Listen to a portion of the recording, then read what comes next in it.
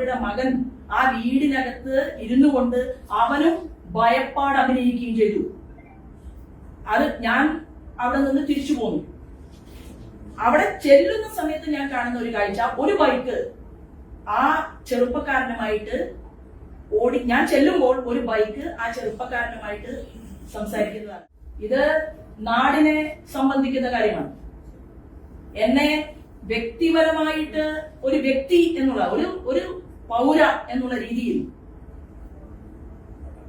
എന്റെ വീടിന്റെ ഗേറ്റിന് മുന്നിൽ ഉഗ്രമായിട്ടുള്ള ശബ്ദത്തിൽ ഒരു സ്ഫോടനം ഉണ്ടായതിനു ശേഷം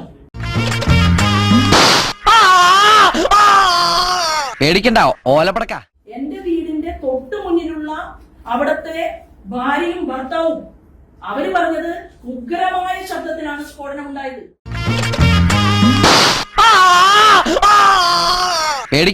ഓലപ്പടക്ക ഇത് നാടിനെ സംബന്ധിക്കുന്ന കാര്യമാണ്.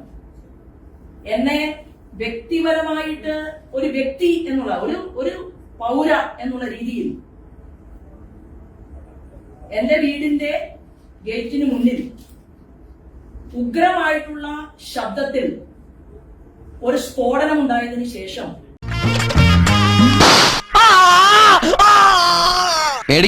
ഓലപ്പടക്ക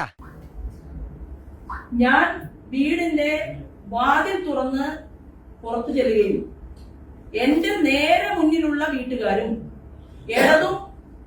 ആ വീടിന്റെ ഇടതുഭാഗത്തുമുള്ള എന്റെ വീടിന്റെ ഇടതുഭാഗത്തും മുൻവശത്തുള്ള വീടിന്റെ ഇടതുഭാഗത്തുമുള്ള വീട്ടുകാരും എല്ലാവരും ഓടി ഇറങ്ങി അവർ പുറത്തേക്ക് ഈ വലിയ ശബ്ദം കേട്ട് പുറത്തേക്ക് വരികയും 10:45 ഈ സംഭവം നടന്നതിന് ശേഷം ഞാൻ ചിന്തിച്ചതാണ്, ഇത് വലിയ ഏതെങ്കിലും അപകടമായിരിക്കുമോ, എന്താണ് രാത്രി എല്ലാവരും ഉറങ്ങുന്ന സമയത്ത് ഇത്ര വലിയ ഒരു ശബ്ദത്തിൽ സ്ഫോടനം ഉണ്ടായത് എന്ന് ഞാൻ ചിന്തിച്ചത് എന്നിലുള്ള സമൂഹത്തോടുള്ള പ്രതിബദ്ധതയാണ്. എന്റെ തൊട്ടടുത്ത വീടുമായി ഞാൻ സംസാരിക്കുന്നതിന് തൊട്ടു മുമ്പ് അതിന് സാക്ഷികളുണ്ടായി. ഞാൻ പാർട്ടിയുടെ ജില്ലാ പ്രസിഡന്റിനെ വിളിച്ച് വിവരം പറഞ്ഞത് ഇങ്ങനെ ഒരു സ്ഫോടന ശബ്ദം കേട്ടു. ഞാൻ പുറത്തിറങ്ങി ചുറ്റുഭാഗത്തുമുള്ള വീടുകളിലേക്ക് ഞാൻ പോവുകയാണ്. കാരണം ഞാൻ അനുവാദം ചോദിച്ചുകൊണ്ട് പറഞ്ഞുകൊണ്ടാണ് ഞാൻ പോകുന്നത്. ഞാൻ 3 വർഷമായിട്ട് താമസിക്കുന്ന ആ പ്രദേശത്ത് എന്ത് സംഭവം ഉണ്ടായാലും അത് ഡിവൈഎഫ്ഐക്കാർ അവിടെ പൂരം നടത്തുന്നുണ്ട്. ബിജെപിയിൽ പ്രവർത്തിക്കുന്ന ആളുകളും നാട്ടുകാരും എല്ലാവരും ചേർന്ന് അവിടെ കാവടി നടത്തുന്നുണ്ട്. തൊട്ടപ്പുറത്തൊരു ക്ഷേത്രമുണ്ട്. എല്ലാ കാര്യങ്ങളിലും സഹകരിക്കുന്ന, നാട്ടിൽ കക്ഷി രാഷ്ട്രീയത്തിന് അതീതമായിട്ട് പെരുമാറുന്ന ഒരു വ്യക്തിയാണ്. അത് കഴിഞ്ഞ 3 വർഷവും ഞാൻ അവിടെ ഉള്ള സമയത്ത് വാടക വീടാണ്, ഞാനത് നിലനിർത്തിയിട്ടുണ്ട്. അപ്പൊ പുറത്തിറങ്ങിയ സമയത്ത് എന്റെ വീടിന്റെ തൊട്ടു മുന്നിലുള്ള അവിടത്തെ ഭാര്യയും ഭർത്താവും അവര് പറഞ്ഞത് ഉഗ്രമായ ശബ്ദത്തിലാണ് സ്ഫോടനം ഉണ്ടായത്.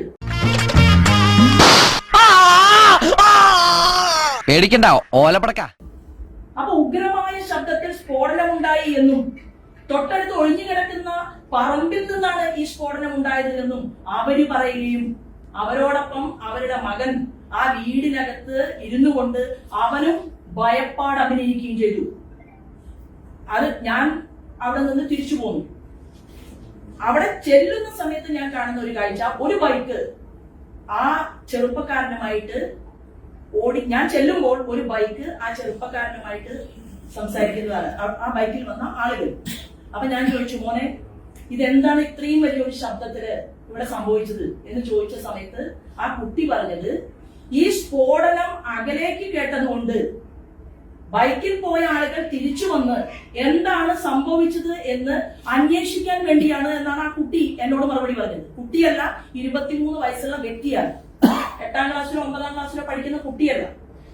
അത് കഴിഞ്ഞു പാർട്ടിയുടെ ജില്ലയിൽ നിന്നുള്ള 2-4 ആളുകൾ അവിടെ വന്നു. അവരവിടെ ചെന്ന് ആ വീട്ടുകാരോട് സംസാരിച്ചു.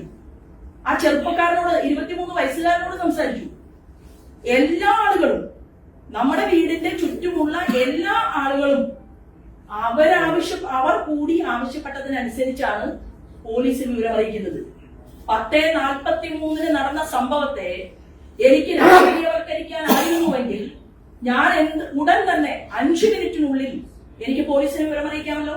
ഇവിടുത്തെ കമ്മീഷണറുടെ നമ്പർ എന്റെ കയ്യിലുണ്ട്, ഇവിടുത്തെ ACPയുടെ നമ്പർ എന്റെ കയ്യിലുണ്ട്, ഇവിടുത്തെ എല്ലാ താഴെത്തട്ടിലും മുകൾ നിലയിലുമുള്ള പോലീസ് അധികാരികളുടെ നമ്പർ കൈവശമുള്ള ഒരു പൊതുപ്രവർത്തകയാണ് ഞാനത് ചെയ്തില്ല. പക്ഷെ പാർട്ടിയുടെ ലീഡർഷിപ്പ് ആ വീടുമായി സംസാരിച്ചു കഴിഞ്ഞപ്പോ അവിടുത്തെ സ്ത്രീയുടെ കൂടി ആദിയുടെയും ആശങ്കയുടെയും അടിസ്ഥാനത്തിലാണ് പോലീസ് അധികാരികളെ നമ്മൾ വിവരമറിയിച്ചത്. എന്തായാലും ശരി, വളരെ സന്തോഷം. കേരളത്തിലെ പോലീസ് അധികാരികൾ കണ്ടുപിടിച്ചു, തൃശൂരിലെ പോലീസ് അധികാരികൾ കണ്ടുപിടിച്ചു, വിഷുവിനോ ഈസ്റ്ററിനോ വാങ്ങിയ പടക്കത്തിന്റെ ബാക്കി ഓലപ്പടക്കം പൊട്ടിച്ചതിലാണ് ശോഭാ സുരേന്ദ്രൻ ഇങ്ങനെ ഒരു വിഷയം ഉണ്ടാക്കിയത് എന്നുള്ള രീതിയിൽ വ്യക്തമായിട്ടുള്ള ഗൂഢാലോചന പോലീസ് അധികാരികളുടെ ഭാഗത്തു നിന്നുണ്ടായി. എന്റെ ചോദ്യം, എന്റെ വീടിന്റെ മുന്നിൽ ഉള്ള വീട്ടിലെ ചെറുപ്പക്കാരൻ ഇതിന് നേതൃത്വം കൊടുത്തു എങ്കിൽ ഇത് പൊട്ടിക്കുന്ന സമയത്ത് ആ ചെറുപ്പക്കാരൻ വീടിന്റെ മുന്നിൽ വരണ്ടേ, അവിടെ ഉണ്ടാകണ്ടേ? കൂട്ടുകാർ ചേർന്ന് അവർ സന്തോഷിക്കാൻ വേണ്ടിയാണ് പടക്കം പൊട്ടിച്ചതെങ്കിൽ അവർ എല്ലാവരും ഒരുമിച്ച് 2 വീടപ്പുറത്തുള്ള നിങ്ങൾ പരിശോധിക്കണം, ഒരു അരയാലുണ്ട്, അവിടെ ധാരാളം സ്പേസ് ഉണ്ട്. അവർ ഒരുമിച്ച് ബാക്കി വന്ന പടക്കം പൊട്ടിക്കുകയായിരുന്നുവെങ്കിൽ അവിടെ നിന്നുകൊണ്ട് അവർക്ക് പടക്കം പൊട്ടിക്കാമല്ലോ. അല്ലെങ്കിൽ ഒഴിഞ്ഞ പറമ്പുണ്ട്, അവിടെ നിന്ന് പൊട്ടിക്കാമല്ലോ. അപ്പൊ മാലപ്പടക്കമാക്കി പോലീസിന്റെ സംരക്ഷണ കവചം അത് ശോഭാ സുരേന്ദ്രൻ ഉള്ളതല്ല എന്ന് തീരുമാനമെടുത്തുകൊണ്ട് പോലീസ് അധികാരികൾ വ്യവഹരിച്ചിട്ടുണ്ടെങ്കിൽ അതിന് പുല്ലിന്റെ വിലയെ ഞാൻ കൊടുക്കുന്നുള്ളൂ. കാരണം പോലീസ് സംരക്ഷണം തരും എന്ന് കരുതിയിട്ടല്ല ഞാൻ ഈ കഴിഞ്ഞ 30 വർഷമായി കേരളത്തിൽ അങ്ങോളം ഇങ്ങോളം യാത്ര ചെയ്യുന്നത്. എന്നാൽ പൊതുജനങ്ങളുടെ മുന്നിൽ എനിക്ക് അറിയിക്കാനുള്ള ബാധ്യതയുണ്ട്. പൊട്ടിയത് മാലപ്പടക്കമല്ല. അതുകൊണ്ട് അതിന്റെ വിഷ്വൽ അത് ഞാൻ എന്റെ മാധ്യമപ്രവർത്തകരുടെ മുന്നിൽ ഒന്ന് കാണിക്കാൻ കൂടി ഈ അവസരത്തെ ഉപയോഗപ്പെടുത്തുകയാണ്.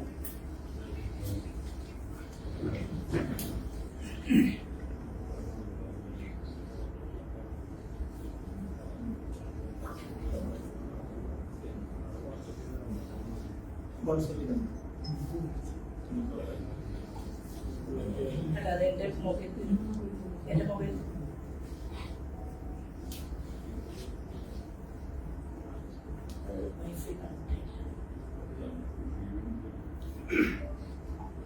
സൈഡിൽ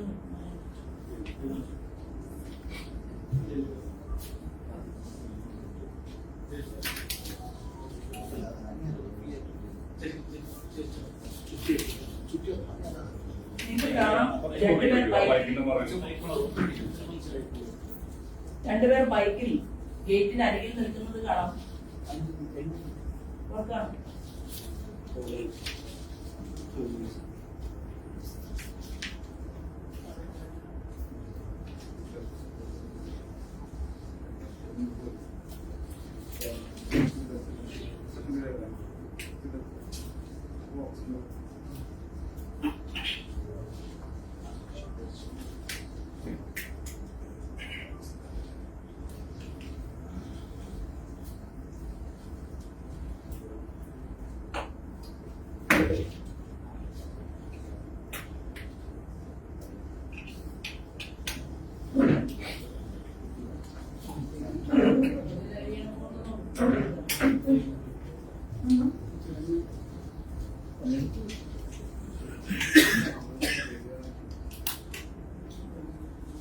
കാണുന്നുണ്ടോ?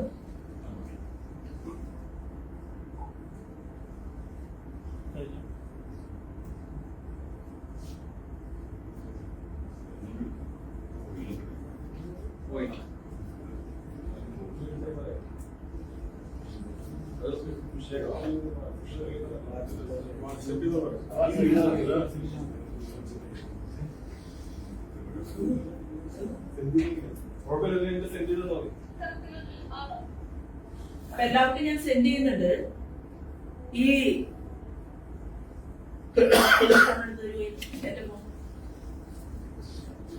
എന്റെ ഫോൺ എടുത്തു.